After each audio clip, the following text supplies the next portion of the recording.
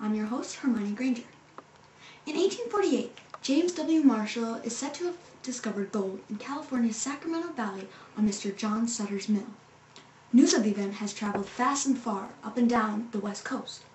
After President Polk confirmed the gold's existence in California, news of the event traveled as far as Europe, Australia, and even China.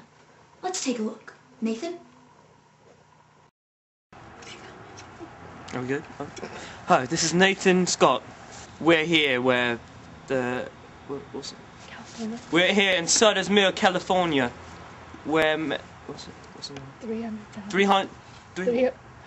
300,000 prospectors have come in the search of gold. I found something! Oh, crikey! Let's go take a look-see. Hello, what's your name, miss? I'm Henrietta Clinton. What have you found here? I found some gold. Oh my, there you have it. We've struck gold. Back to you, Hermione. Thank you for that, Nathan. We believe the 49ers, as the gold seekers are known, have mined approximately $2 million worth of gold in 1849 alone. We managed to get a hold of Samuel Brandon, the richest man in California due to the gold rush, and ask him a few questions. Let's see what he has to say. Hello, Mr. Brandon. I won't take too much of your time. Yes, being the first millionaire of the gold rush, I'm a very busy man. What can I tell you? How did it all happen? Well, it was 1848 when I went to Sutter's Mill.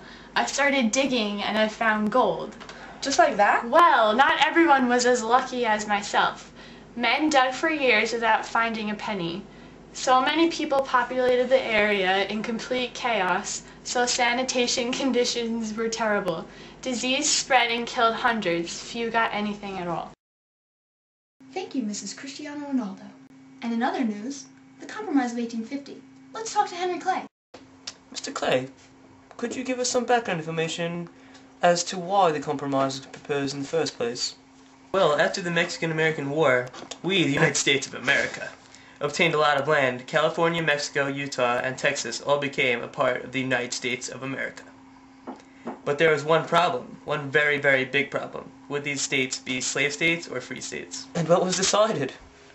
Well, many people try to find a solution to this problem, but no one could really resolve it. That is no one but me, the great compromiser of the United States of America. What was decided? California would be admitted as a free state. Mexico and Utah became Mexico and Utah, and they decided whether or not they'd be a free state based on popular sovereignty. We covered Texas's $10 million debt. Well, that was nice of you. Not really. We were just trying not to look like imperialists. But anyway, we got rid of the slave trade in D.C., but slavery would continue, and to make the Southerners happy, the Fugitive Slave Act would be strengthened. Well, thank you so much for coming, Mr. Clay. How interesting. Thank you, Nathan. Also in 1850, the congressional election.